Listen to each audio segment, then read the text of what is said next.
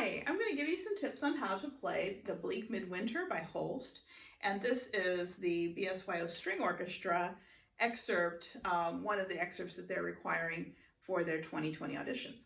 So first I'm going to just play it for you.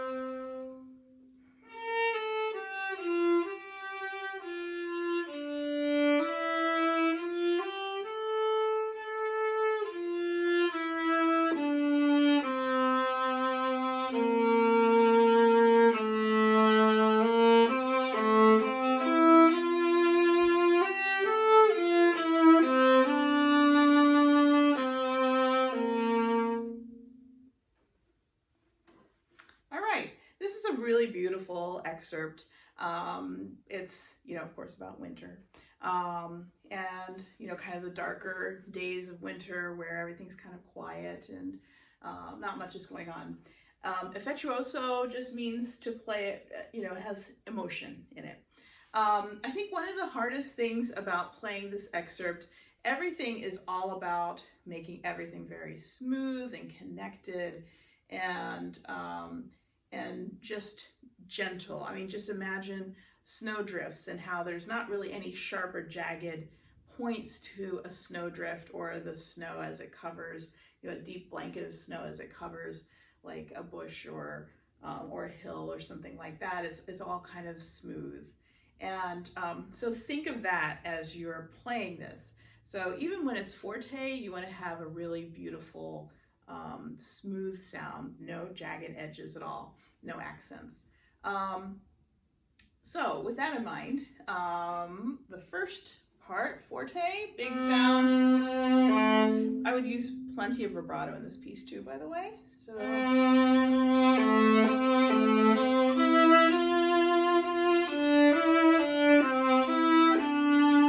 that's an awkward spot right there at measure 46, I think it is. That D, the first note of 46, because it's in between the E, two E's, and those E's you want to play on the D, of course, on the D string. But then you have that D, which is kind of a long D, and playing it open D like I did when I demonstrated it is kind of dead sounding. So I kind of was thinking as I was playing that I would rather be able to vibrate that. But then going back down for a fourth finger D is it's not so fun either. So one thing you can do here is maybe consider shifting. So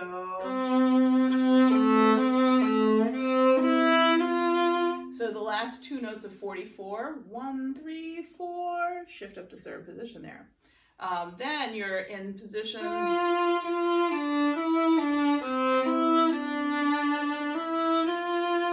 And that's actually really nice because then you can vibrate that D on a second finger.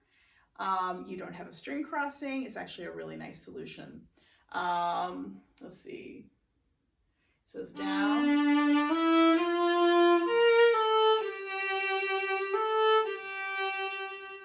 And then as you do a diminuendo right there, sneak in a shift back to first position. But make sure that your fourth finger is definitely in tune. Should sound just like your A string. And that F natural should also be nice and low. Don't let your fourth finger stretch, pull your second finger up too high. So this is mezzo piano, so very gentle. when I do that string crossing right there, let's see what's the bowing there. Yeah, okay. So as I'm trying to be very gentle when I go, not like that, not a quick bow change, but it's like my bow is actually very gently rocking from one string to the next. So here's 48 again.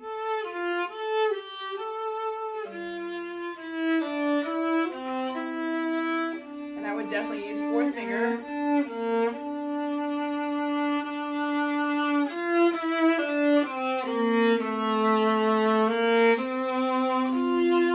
So there's a nice crescendo in measure 51. Notice I used a lot of fourth fingers through there and from 48, 49, 50. And there's, I think I used an open D in measure 49, the very first note, but then I use fourth finger after that because I'm going to the G string anyway. So it makes sense there. At 52, sorry, these numbers are so hard to read. At 52, that's kind of the violas have the melody there for a bit. So bring that out. 2, 3, 4. Full length, 2, 3, but fade. I'm not sure actually how I feel about doing a retake there. So I just did one, but maybe save your bow and then just start there. Something like that. And I also shifted, but I don't know. Actually, I think, yeah, stay in position, in first position at 56. So I would write a 1 in your music above the B flat. And remember, so 55 is down, save your bow, and have a little quiet moment there where you can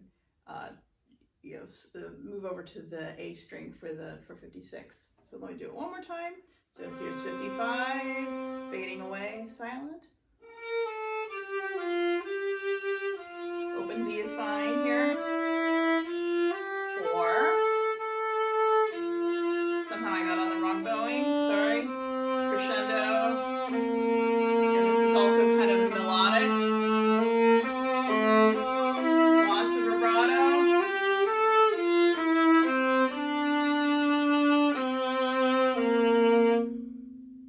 And I would just kind of let your bow lift off very gently.